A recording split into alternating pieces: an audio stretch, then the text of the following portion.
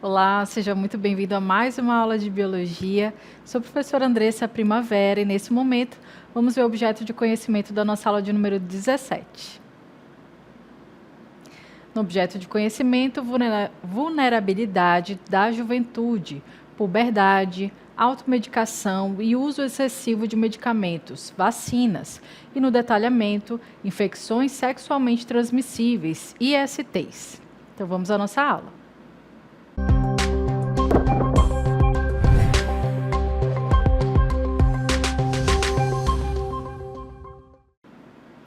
Muito bem, a gente vai iniciar a nossa aula falando sobre infecções sexualmente transmissíveis ou ISTs. Quando a gente observa assim, um grupo de jovens, que estão aí na idade de se paquerar, de olhar para outras pessoas com um olhar diferenciado, não apenas de amizade. Mas muitas vezes, nesse momento também que se inicia a vida, e a fase sexual ativa. E aí muitas pessoas, acabam não olhando, não observando questões que podem trazer riscos para a sua própria saúde, que são aí as chamadas ISTs, Muitas vezes elas não vão apresentar sintomas aparentes, não vai estar na cara da pessoa que ela pode estar, com uma doença, com uma infecção sexualmente transmissível. E aí muitas pessoas podem até aparentar estarem muito bem, fisicamente, e mesmo assim transmitir uma IST. Por isso é necessário a gente ter muito cuidado, Quem precisa primeiro pensar na sua própria saúde somos nós mesmos, A gente não pode transferir essa responsabilidade para outra pessoa. Então, vale a pena, se proteger. E aí a gente se pergunta, como que podemos nos proteger, Primeiro a gente precisa saber contra o quê? O que pode estar ali, no corpo de outra pessoa que pode ser uma ameaça para a minha saúde. Então, é isso que a gente vai entender agora.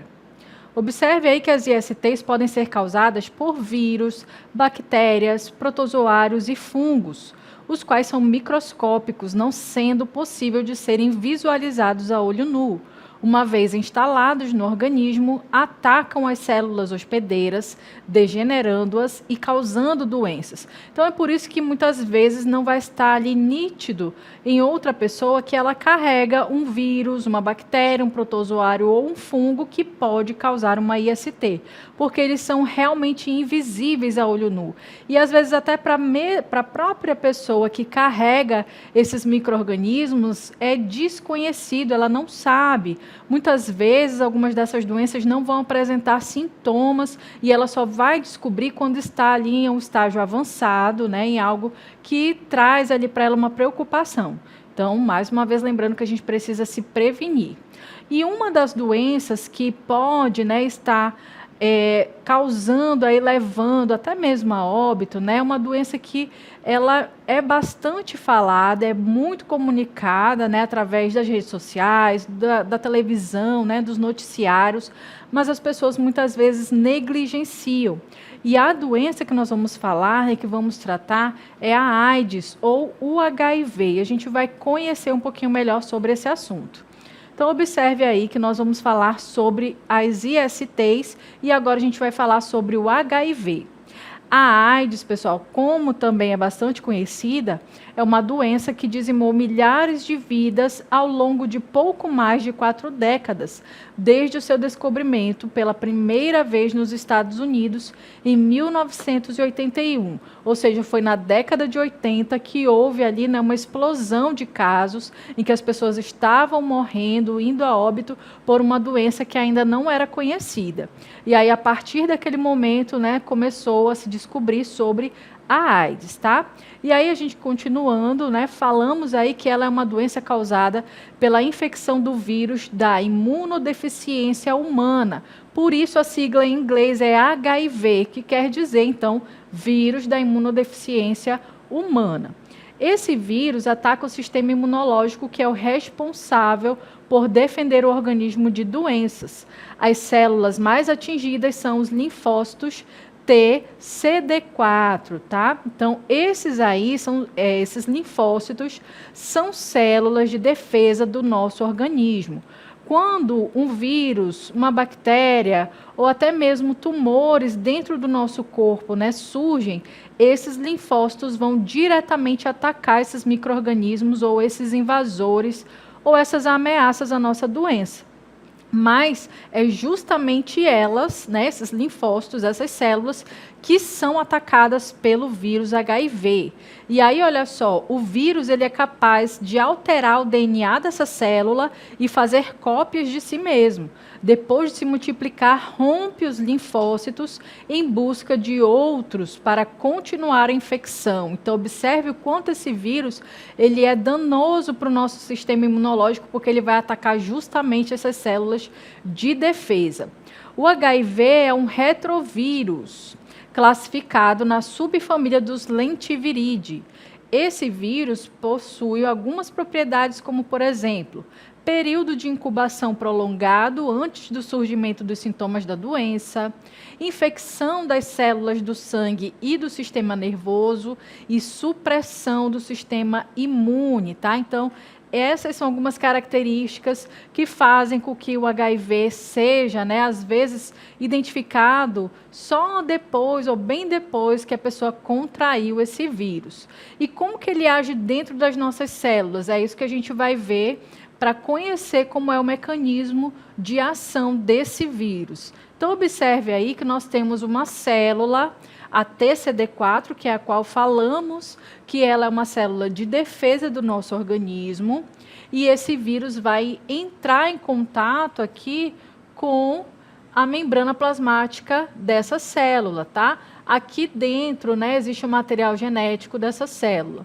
Mas o próprio vírus vai injetar o seu material genético, que vai ser incorporado aqui ao DNA dessa célula e vai, de certa forma, escravizar ela para formar novos vírus. Com isso, esse DNA vai começar a replicar, ou seja, ele vai formar DNA viral e aí daqui a pouco esse vírus, né, recém-formado, vai ser liberado, tá? Então, esse RNA, o ácido ribonucleico do vírus, produz essa cópia de DNA que se reproduz na célula hospedeira, ou seja, a célula humana que está sendo atacada aí por esse vírus. A célula invadida começa a reproduzir o RNA que permitirá a fabricação de novos vírus. É justamente aqui essa imagem que nós estamos vendo do novo DNA viral sendo produzido. Os novos vírus vão em direção a outras células para invadi-las. Ou seja, uma vez que ele destruiu essa célula, ele vai buscar outras para também se replicar, se multiplicar dentro do organismo e aí destruir outras células, tá? Então, é dessa forma que o vírus age. E a gente tem o que se chama de janela imunológica. Se um teste para detecção de anticorpos anti-HIV é realizado durante o período da janela imunológica, há a possibilidade de gerar um resultado não reagente, mesmo que a pessoa esteja infectada. Então, traduzindo, pessoal, muitas vezes a pessoa tem contato com o vírus, ela suspeita que pode ter tido contato, vai fazer um teste e lá diz que está negativo. O problema é que ela pode sim estar com esse vírus, mas está dentro dessa janela imunológica, desse intervalo em que o vírus ainda não começou a se replicar para ser detectado. Dessa forma, recomenda-se que nos casos de testes com resultados não reagentes, em que permaneça suspeita de infecção pelo HIV, a testagem seja repetida após 30 dias com a coleta de uma nova amostra. E aí a gente se pergunta qual é a diferença entre AIDS e HIV. Então, tá aí para a gente descobrir. O HIV é o vírus que ataca as células do sistema imunológico, que é o responsável por nos defender contra doenças. Já a AIDS é a sigla que se refere à síndrome da imunodeficiência adquirida, a doença causada pelo vírus HIV, quando não é combatido por medicamentos, tá? Então, existe a diferença, a sigla HIV é para o vírus e a AIDS é a sigla da imunodeficiência adquirida. Então, a doença já instalada, certo? Então, existem aí algumas pessoas que vivem com o vírus, esse vírus aí HIV, mas vivem anos, né, sem apresentar nenhum sintoma, nem desenvolver a AIDS. E essas pessoas que desenvolvem a doença, geralmente são as que não recebem o diagnóstico precoce e não fazem o tratamento adequado, porque o tratamento existe, né? Essas pessoas que são diagnosticadas com HIV, elas devem iniciar o tratamento imediatamente. E aí elas podem impedir que o vírus ele se replique dentro das suas células e assim elas podem evitar que a AIDS se desenvolva. Então, além disso, as pessoas que vivem com HIV e fazem o uso de medicamentos da forma correta, elas costumam atingir o nível de intransmissibilidade, quer dizer que ela não vai desenvolver a AIDS e ela também deixa de transmitir o vírus para outras pessoas. Mas tudo isso precisa ser de forma adequada, pessoal. É preciso procurar ajuda médica. Somente os médicos poderão orientar a pessoa que está ali diagnosticada, né, com a presença do HIV, se ela vai fazer o tratamento, que tratamento, por quanto tempo, né? Apesar de que essa doença dizimou muitas vidas, né, ela ainda continua a dizimar vidas, ou seja, levar a óbito, o tratamento ele facilitou a vida de pessoas que contraíram o HIV, né, prolongando a vida delas. Mas a gente precisa pensar que ela não tem cura, tá? Uma doença que não tem cura ainda e que é necessário ter muito cuidado, né, para não se expor a esse vírus. E como que eu sei, né, que eu posso pegar o HIV ou não posso? De que forma, né, que eu posso me proteger? Então vamos observar aí. Existem, né, algumas formas de transmissão do HIV. Então, observe aí, assim pega e assim não pega. Então, como que se pega o HIV? Compartilhamento de seringas, tá? Quando você compartilha seringas com pessoas, né, que já foi usado. Geralmente, o público que usa aí, que faz uso de drogas, né, com injeção, tá? Infelizmente, compartilham as seringas e acabam transmitindo uns para os outros. Instrumentos sem esterilização, até mesmo da manicure, tatuagens, piercings, é preciso ter muito cuidado com instrumentos, né? A manicure parece ser algo tão inofensivo, mas geralmente, né, quando se faz as unhas, ali com alicate, tesouras, são instrumentos que perfuram, cortam, expõem o sangue e se não forem esterilizados, eles vão transmitir com esse sangue. Ah, mas eu lavo com água e sabão antes de utilizar em outra pessoa. Isso não é o suficiente. Existe uma máquina própria para fazer essa esterilização. E quem faz aí tatuagens e aplicação de piercing precisa procurar um local que seja realmente responsável, tá? Que também tem aí a sua forma de esterilizar os seus instrumentos. Sexo sem proteção, obviamente, vai transmitir aí o vírus e da grávida para o bebê também, infelizmente, pode acontecer. Como é que não pega, né? Também existe aí um estigma, um preconceito contra pessoas que estão com o vírus HIV, mas a gente precisa também conhecer as formas de não pegar. Abraços e beijos, né? Apertos de mão não vão transmitir o vírus. Compartilhamento de objetos, né? Como talheres e pratos ou copos. Piscinas ou banheiros não transmitem o vírus HIV nem pelo ar. Existem doenças, sim, que podem ser transmitidas, outras doenças, através do compartilhamento de utensílios ali que são individuais, né, mas não é o caso do HIV. E a gente vai ver que existem aí medicações, né, de prevenção para que pessoas não adquiram, né, esse vírus no seu dia a dia. Mas esse tratamento está disponível para pessoas que têm ali um hábito de risco, tá? Como assim? Podem ser pessoas da área da saúde, né? Então, a gente vai conhecer sobre esse tratamento. A gente tem o PrEP e o PEP, que são métodos de prevenir a infecção pelo HIV através de medicamentos antirretrovirais, uma vez que são tomados para prevenir a aquisição de uma doença. São chamados de profilaxia. PrEP e PEP são para pessoas que não possuem o HIV, mas se encontram em risco de contrair o vírus. Então, PrEP significa profilaxia de pré-exposição, tá? Enquanto o PEP significa profilaxia de pós-exposição, ok? E aí a gente vê também na sequência que nós temos aí quando pode ser tomada. A PrEP é antes da exposição do HIV, né? Vai ser tomado todos os dias, requer uma consulta médica a cada 3 meses, tá? E acompanhamento, entre eles o teste de HIV e de outras infecções sexualmente transmissíveis. E esse que é o PrEP, é após exposição, em situações de emergência, tá? Dentro de até 72 horas após a uma situação de risco. E a gente pergunta, né, para quem é indicado?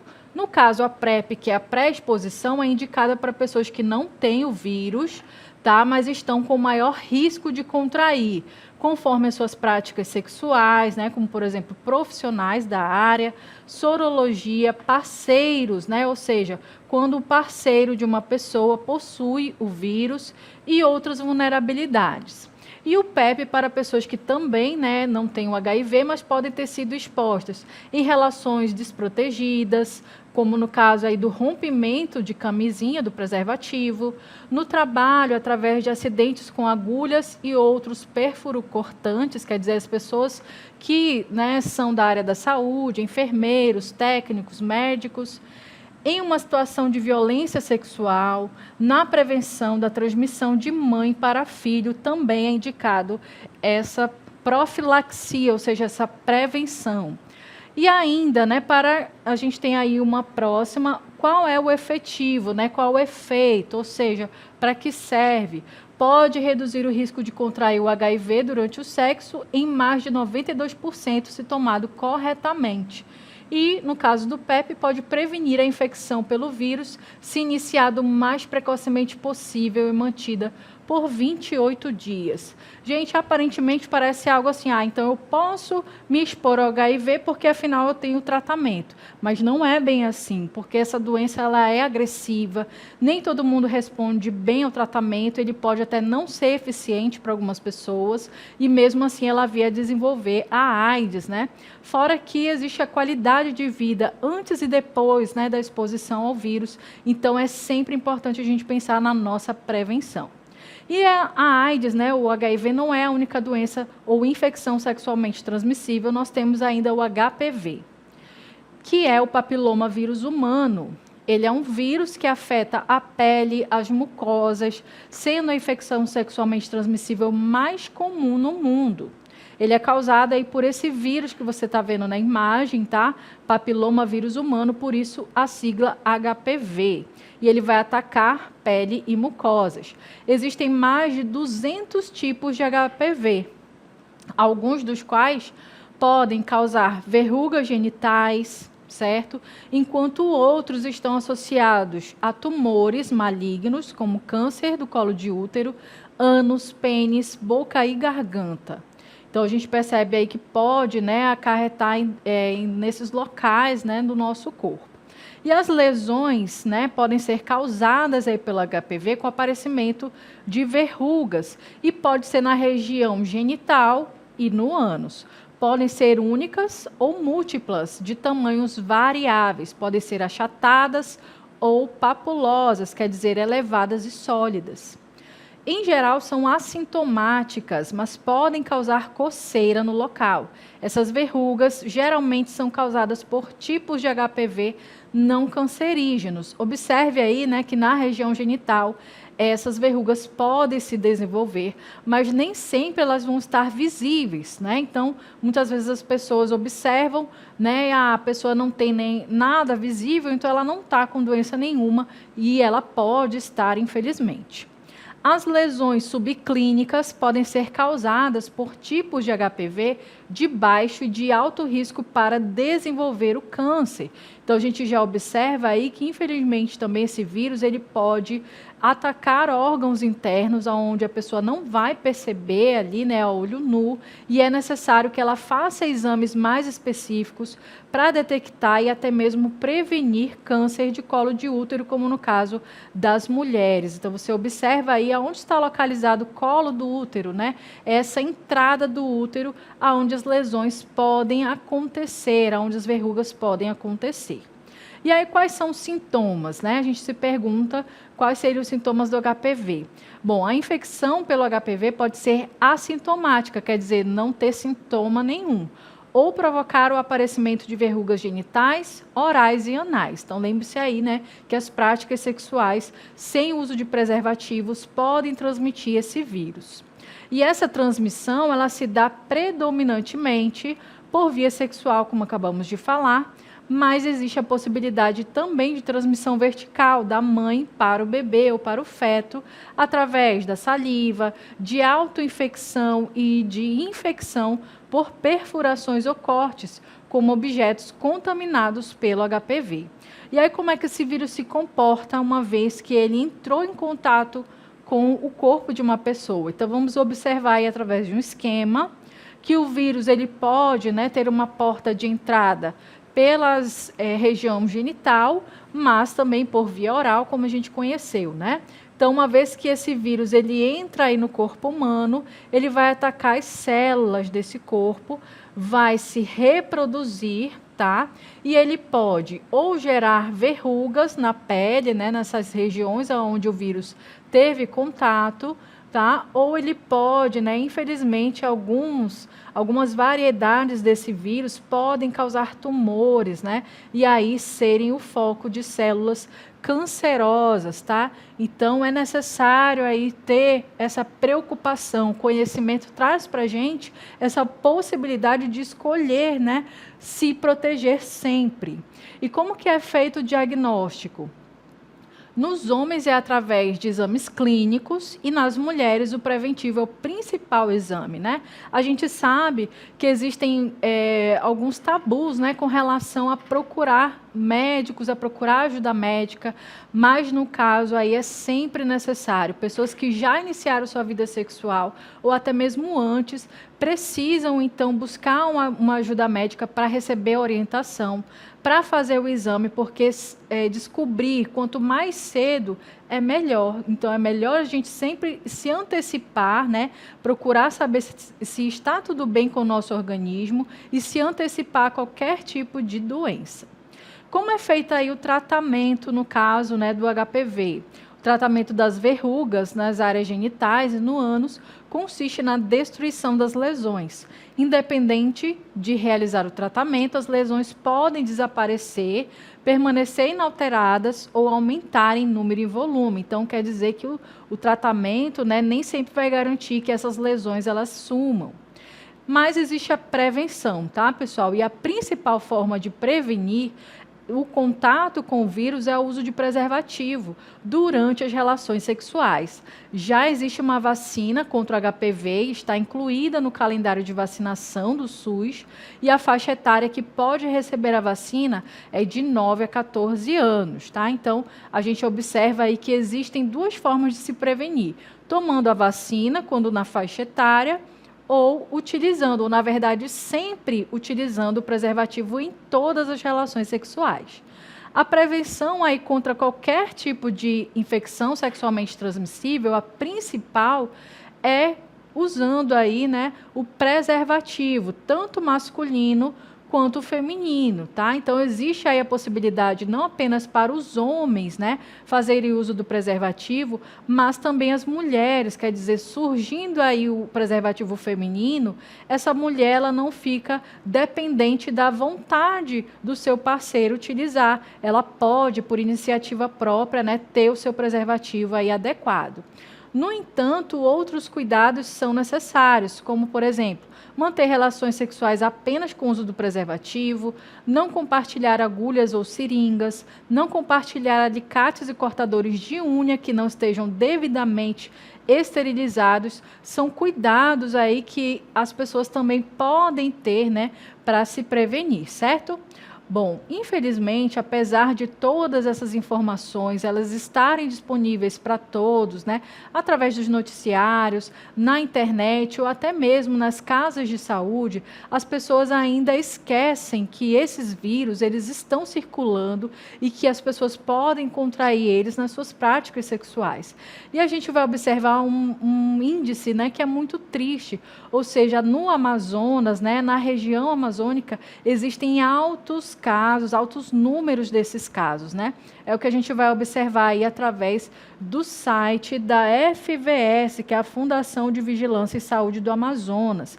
Então, a gente vai ver o painel epidemiológico da AIDS e HIV no estado do Amazonas. Observe aí que no ano de 2015 nós tivemos 2.349 casos, e se a gente comparar com 2025, né, que ainda estamos no ano corrente, já temos 1.798 casos. Ou seja, a informação, gente, ela está aí para todos, mas infelizmente as pessoas negligenciam. Se a gente observar aí os casos de AIDS por sexo ou faixa etária, a gente vai observar que temos ali um índice, né, de pessoas do sexo masculino maior do que em mulheres. Isso não quer dizer que as mulheres não possam contrair a doença ou transmitir, que elas também transmitem, né? Mas a gente observa aí um índice alto em homens na faixa etária de 20 a 39 anos. Mas também temos casos com pessoas de 60 anos, tá? 40 a 59 e também abaixo dos 20, ou seja, todas as pessoas que iniciam sua atividade sexual ou que ainda estão em atividade sexual precisam se proteger, tá? A idade não diz muito aí sobre se você pode pegar ou não. Qualquer pessoa e qualquer faixa etária pode contrair esse vírus. A gente observa aqui os casos, né, em relação aos meses do ano de 2025. Então, nós temos aí 251 casos em janeiro e em agosto já foram notificados 95. A gente observa aí também os modos, né, prováveis de transmissão. Tanto faz, né, pessoal, se a pessoa mantém uma relação afetiva, seja ela heteroafetiva ou homoafetiva, tá? Se o sexo aí é feminino ou masculino, ou se a prática é bissexual, infelizmente todas as pessoas estão suscetíveis. O que a gente observa é apenas uma variação no número de casos com relação aí a homens e mulheres, e sendo essas pessoas hetero ou homossexuais, tá? Bom, então a gente tem aí nesse site, né, muitas informações, tá, que são aí bastante relevantes, você pode também procurar aí posteriormente. Bom, vamos observar aí que os casos de HPV no Amazonas também têm uma alta, tá? É a terceira maior causa de mortes prematuras femininas no país por conta do câncer do colo de útero feminino. Ele é um desafio nacional e no estado do Amazonas deve ter mais de 1.800 novos casos até 2026, exigindo o fortalecimento de políticas de vacinação contra a doença e dos diagnósticos precoces. Esses dados são do Instituto Nacional do Câncer. E aí, você sabia, né, existe aí uma curiosidade que existe a vacina contra o HPV, a gente já sabe, mas o Amazonas ele foi o primeiro estado do país a aplicar a vacinação contra o HPV em 2013. Em 2014, a vacina HPV quadrivalente foi incorporada no calendário nacional de vacinações do Brasil. Então, o Amazonas foi o primeiro a receber, porque, infelizmente, os nossos índices de mortes e de casos de câncer do colo de útero causado pelo vírus HPV são muito altos. O imunizante protege contra os tipos virais de HPV 6, 11, 16 e 18. A prevenção primária por intermédio da vacinação contra o HPV é importante, né? Portanto, é essencial para a prevenção desses cânceres que estão relacionados ao vírus, certo? Bom, para isso existem campanhas que fazem aí, né, um lembrete para todos nós. Primeiro é o Março Lilás, que é o mês aí de prevenção do câncer do colo de útero, né? É um mês que as mulheres são lembradas que é importante ir ao médico, ir ao ginecologista, pedirem ali os seus exames de rotina, fazerem esses exames, né, que estão disponíveis, inclusive, no SUS, tá, pessoal? A gente sabe que leva um tempinho, mas é importante insistir, né, porque a nossa saúde é prioridade sempre. Então, o Março Lilás é apenas o mês da campanha, mas as mulheres podem procurar ajuda médica a qualquer mês do ano, certo? Então, vale a pena aí você, né, se está com os seus exames, né, já faz muito tempo que fez, mais de 6 meses, mais de um ano, vale a pena procurar. E nós temos também uma campanha contra o HIV, né, que é o Dezembro Vermelho, é uma campanha de conscientização aí de prevenção ao HIV ou AIDS e também outras ISTs, né? Então a gente vê aí que existe ainda muitos casos, esses casos poderiam ser evitados se as pessoas tivessem a consciência de usar algo tão simples, né, que é o preservativo, que inclusive é distribuído gratuitamente nas UBSs, nos locais, né, que fazem o atendimento médico. Então, vale a pena você se prevenir, procurar essa ajuda para evitar, né, contrair esse vírus ou qualquer outro vírus que poderia causar uma infecção sexualmente transmissível. Eu espero que não tenha restado aí nenhuma dúvida a respeito desse assunto e até a próxima.